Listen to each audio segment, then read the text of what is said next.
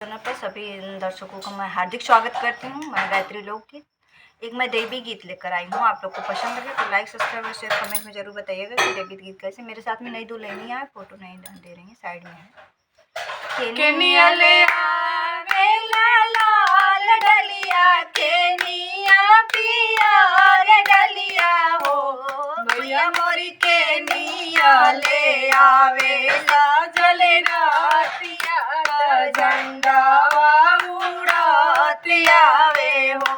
पूर्वले आवेले लाल डलिया, पश्चिमा पियर डलिया हो, मैया मोरी दक्षिण से आवेला जले रातिया झंडावा उड़ाती आवे। मैया मोरी दक्षिण से आवे साजल रातिया की झंडावा उड़ाती आवे। बैठाई बोला लाल डलिया, कहाँ पियर डलिया हो, मैया मोरी कहाँ बैठाई साजल रातिया झंडावा उड़ाती आवे हो।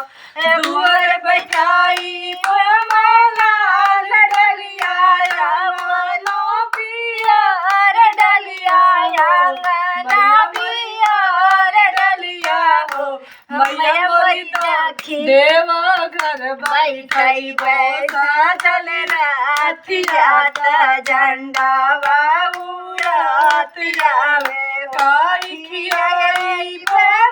लाल डलिया, काई पियर डलिया हो, मैया मोरी का खियाई बोसा जल रातिया की झंडावा उड़ाती आवे।